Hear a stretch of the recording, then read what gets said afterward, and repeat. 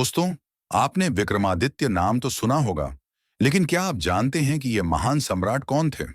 उनका नाम था चंद्रगुप्त विक्रमादित्य, जिन्हें चंद्रगुप्त द्वितीय भी कहा जाता है। वे गुप्त साम्राज्य के सबसे शक्तिशाली शासक थे और 380 से 1415 ईस्वी तक राज किया। उनके शासन काल को भारत का स्वर्ण युग, गोल्डन एज कहा जाता है।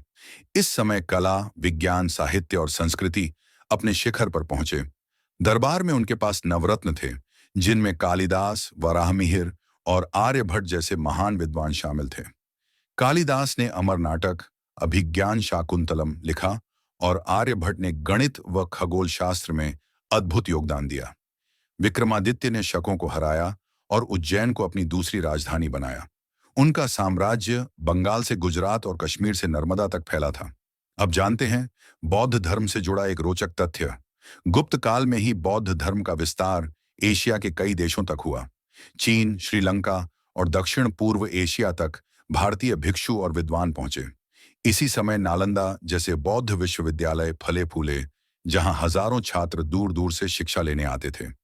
भले ही चंद्रगुप्त विक्रमादित्य स्वयं श्रमण संस्कृति के संरक्षक थे, अतः उन्होंने बौद्ध धर्म को संरक्षण दिया।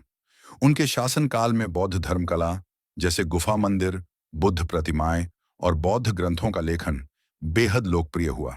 इसलिए चंद्रगुप्त विक्रमादित्य का राज सिर्फ सामरिक शक्ति के लिए ही नहीं, बल्कि श्रमण और बौद्ध परंपराओं के विकास के लिए भी याद किया जाता है। तो दोस्तों, जब भी भारत के गौरवशाली अतीत की बात हो, तो विक्रमादित्य और बौद्ध धर्म का स्वर्ण युग हमेशा चमकता रहेगा।